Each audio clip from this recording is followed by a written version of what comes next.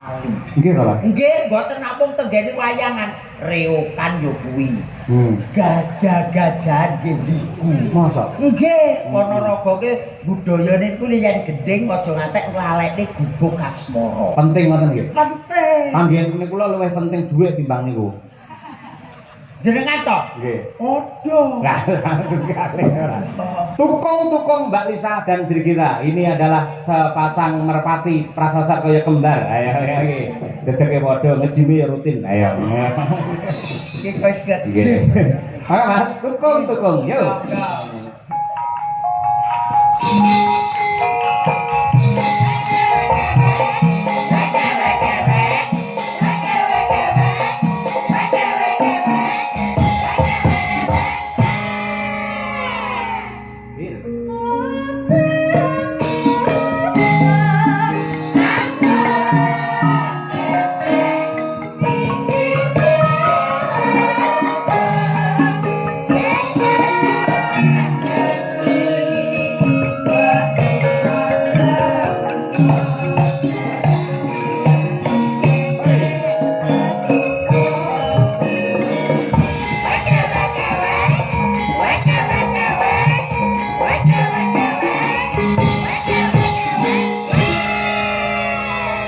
Napa leres to Mbak Lisa ingkang dipun dawuhaken Mas Gareng menawi kados pepiling gubuk asmara menika klangenanipun Kyai Ponorogo. Leres sanget wonten pundi papan setiap acara bersidesa mesti ada permintaan itu. Oh, masa. Ya, selalu nggih. Waktunya buka puasa. Waktunya sahur. Ya. Niku kangge pengiling-iling awake dhewe syukur karo Gusti nganti jam 12 iki tasih dipun paringi sehat walafiat. Iki wong bawa gubuk asmara iki ya dawahe jam dinding mania. Jam dinding mania. Ya, jam mania. Nih kita kirimkan untuk seluruh Mbah Lurah yang hadir. Mbah Lurah Sono Keling juga kemarin kita di sana beliau hadir dan juga semua Mbah Lurah yang hadir pokoknya tanpa terkecuali terima kasih. Betul. Anu Pak Trimo juga penggemar wayang semua nggih. Alhamdulillah. Kok ajane doa krakmen to karo Mbak Trimo barang? Kandhane kok. Oh, wong bediten niku jan CS Elisa lho Mas niku. Oh, alah kula dereng kenal, dereng nate ditanggap marai ayo. Tapi hadir terus kalau panjenengan ada wayangan, Mbah Trimo tuh pasti nyusul. Oh, nggih sembah nuwun Mbak Trimo. Anu Pak, kalian ngaturaken Wilujeng Daru, Mas Arif Lumer. Mas Arif Koyo kanca ya. Kowe kanca apa ayo ayo. Kowe apa Mas Arif Lumer? Mas Arif Lumer ini setiap tak Yayak Mayang itu selalu hadir, selalu komen apa itu postingan TikTok saya selalu di komen. Setiap Pak Yoyo apa setiap Birgita hadir? Ya setiap aku baran. Oh, kuwi lho nganti untune dibegel kaya ngono. Saking ngefane ben padha kok. Niku tebih lho saking Lumer Madiun. Betul Kota Madiun rada rono ya. Arep pengen ro Birgita karo Elisa ngono wae tenan diwangi suk-sukan teko kene. Ugi kulaturaken dhumateng Busri, Pak Jono tebih saking Surabaya menika nggih selalu rawuh. Alhamdulillah. Saksi-saksi dari Magetan, yang hadir merapat matur nuwun. Kita apalah kita tanpa penggemar ya Pak Yoyo. Betul. Nggih. Monggo dalanipun dhisik coba kaya apa? Ya wis Bir. Luduk asmara.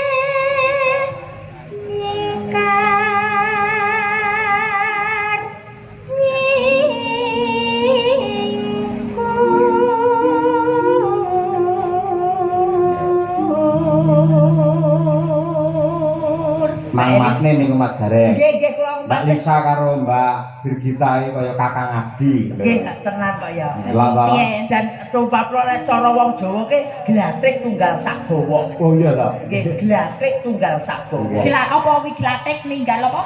Glathrik tunggal segowo. Tunggal segowo iya apa? Segowo ke bentuke ki wis kok aku tak WA.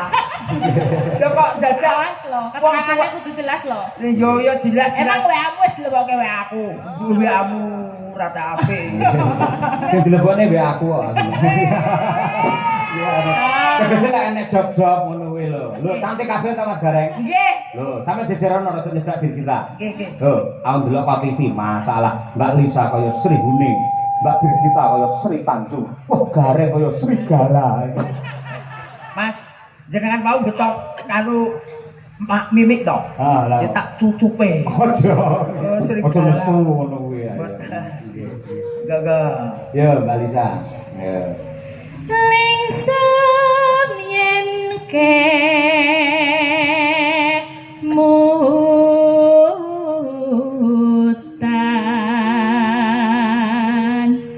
lelampahan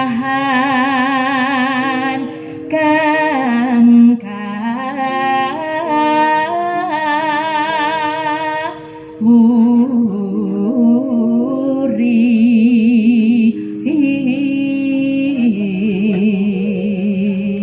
Bir. Tresno tulus nadyaningku bek asmara. Jan apa-apa nek kok ya padha to, Bir? Diteke lho padha. Kita juga sama. Kayak yo Lah kuwi lho sikile masalah drijine ya 5 kabeh. Gareng kok iso 6 to nang kowe. Yo 5 to 1 2 3 4 5. Oh iya ding kaya 6 tak sawang kok kene. Lah iki oyote kok. Wah ya. Nah Mbak Birgita bengi iki lho Mbak Lisa, ketok lek sopan santun halus. Oh, biasanya. Biasanya rada brutal sih. Oh, lah kok ngopo kok beda? Sebabnya apa, Bir? Itu goni Pak kula Pak. Oh, wis de satpam. Nggih. Yo rasa dia. Oh, kasar to. Layak sampe mau. Iya, Mas Arif teko kok terus yo. Dadi wis Arep yo goren. Ya Mas Iko apa mau nganggo kopiah meh padha. Dan kenangan kaya gurin nyati biasanya mau dekat karo Elisa. Ayo, engko jogete kudu padha, ayo karaktere kudu padha. Oke. Oke Pak. Dibuktikan kepada para netizen. Monggo. Gubuk asmara. Ya yuk.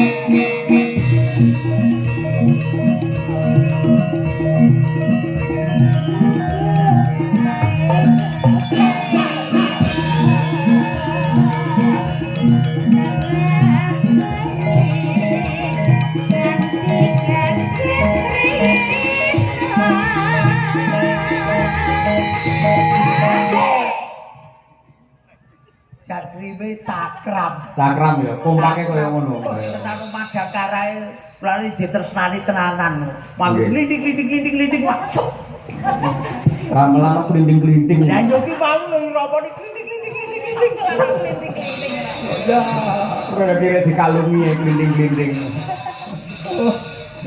Moga-moga. Coba. Cedatan sajane saya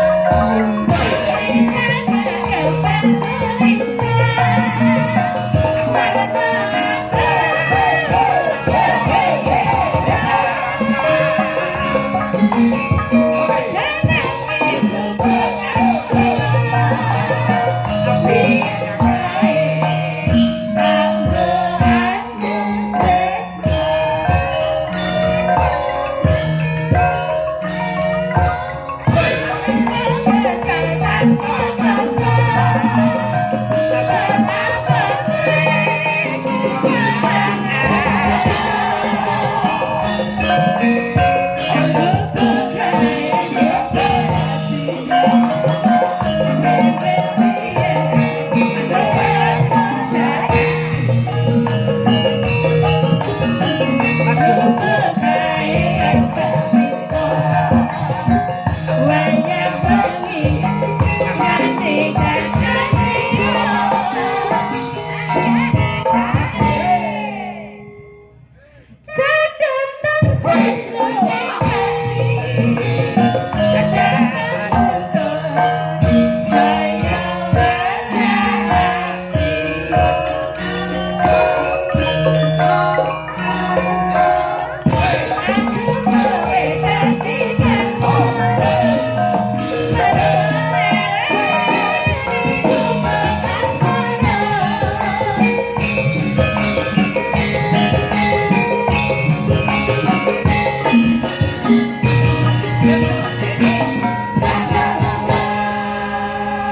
Kerasi tenang nih juga. Dan kaya Mimin Apri. Oh, Mimin Apri perbandingannya. Ini wedok tenan lho iki. Wedok tenan. Oh. Ayo. Apri ini Mbak Lisa, Mimin iki. Apa ya Mbak Birgita kali? Apa? Luar biasa sangat saestu Mas nggih. Kekompakane niki gawene tresna dulur-dulur Ponorogo. Leres Mas, leres nggih. Wonten setunggal lagun melih apa tesih kuat? Tunggal niki mangke sanesipun sing hot-hot klaturaken nggih goro-goro lan kula suwun dumateng sedaya khususipun warga masyarakat ing Dung Banteng. Mumpung enten wayang, mumpung malam Minggu, monggo sami wungon nganti tancep kayon.